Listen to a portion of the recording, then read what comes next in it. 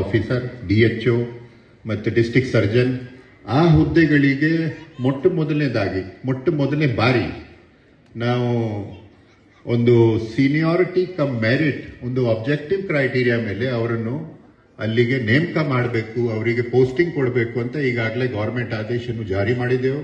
ಮುಂದಿನ ದಿನಗಳಲ್ಲಿ ಇದು ಒಂದು ನನ್ನ ದೃಷ್ಟಿಯಲ್ಲಿ ಇದು ಬಹಳ ಕ್ರಾಂತಿಕಾರಿ ಬದಲಾವಣೆ ತರುವಂತಹ ಒಂದು ಹೆಜ್ಜೆ ಆಗ್ತದೆ.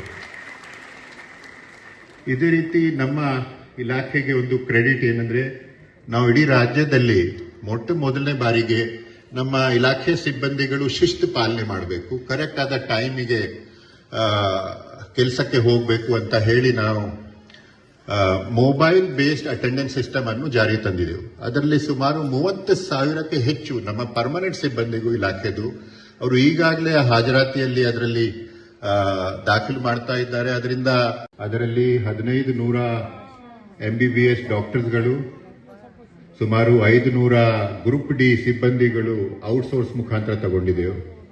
ಇವತ್ತು 1,000 ಸಿಬ್ಬಂದಿಗಳಿಗೆ ನೇಮಕಾತಿ ಪತ್ರವನ್ನು ಸನ್ಮಾನ್ಯ ಮುಖ್ಯಮಂತ್ರಿಯವರು ನೀಡಲು ಇದ್ದಾರೆ ಮತ್ತು ಸುಮಾರು 4,000 ನೇಮಕಾತಿ ಪ್ರಕ್ರಿಯೆ ವಿವಿಧ ಹಂತದಲ್ಲಿ ಈಗ ಜಾರಿಯಲ್ಲಿ ಇದೆ. ಸೊ ನಮ್ಮ ಇಲಾಖೆ ಯಾಕಂದ್ರೆ ಮಾನವ ಸಂಪನ್ಮೂಲ ಪ್ರಧಾನ ಇಲಾಖೆ ಆಗಿರುವುದರಿಂದ ಇಲ್ಲಿ ಮಾನವ ಸಂಪನ್ಮೂಲಿಗೆ ಬಹಳ ಒತ್ತು ಕೊಡಬೇಕಾಗಿರುವುದರಿಂದ ಈ ಎಲ್ಲ ಕಾರ್ಯಕ್ರಮಗಳನ್ನು ನಾವು ತಗೊಂಡಿದ್ದೆವು. ಇದರಲ್ಲಿ ವಿಶೇಷವಾಗಿ ಕೆಲವು ವಿನೂತನವಾದ ವಿಧಾನಗಳನ್ನು ಬಳಸಿ, ಉದಾಹರಣೆಗೆ ಇವತ್ತು ಫಾರ್ಮಸಿಸ್ಟಿಗೆ ಅಪ್ರೆಂಟಿಸ್ ಪ್ರೋಗ್ರಾಮ್ ಅನ್ನು ಏನು ಚಾಲೂ ಮಾಡಿದೆವು, ಬಹುಶಃ ರಾಜ್ಯದಲ್ಲಿ ಅಂತೂ ಮೊದಲನೇ ಇದೆ, ಇಡೀ ರಾಷ್ಟ್ರದಲ್ಲೇ ಬಹುಶಃ ನಾವಿದು ವಿನೂತನವಾದ ಪ್ರಯೋಗವನ್ನು ಮಾಡ್ತಾ ಇದ್ದೇವೆ.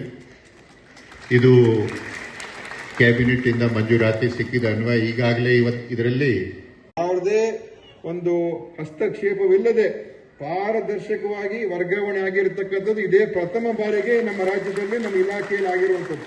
5,700 ಜನ ಹೋದ ವರ್ಷ ಮಾಡಿದವು ಸರ್. ಈ ವರ್ಷ ಮತ್ತೆ ಏಪ್ರಿಲ್ ತಿಂಗಳಲ್ಲಿ ಆಗ್ತದೆ.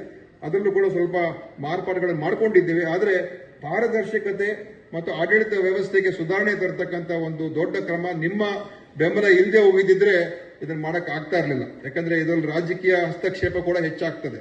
ಅದಕ್ಕೋಸ್ಕರನೇ ಯಾರ ಒಂದು ಹಸ್ತಕ್ಷೇಪವಿಲ್ಲದೆ ಪಾರದರ್ಶಕವಾದಂತಹ ಒಂದು ವ್ಯವಸ್ಥೆಯನ್ನ ಇವತ್ತು ನಾವು ತಗೊಂಡ್ಬಂದಿರುವಂತದ್ದು. ಇದು ನಮ್ಮ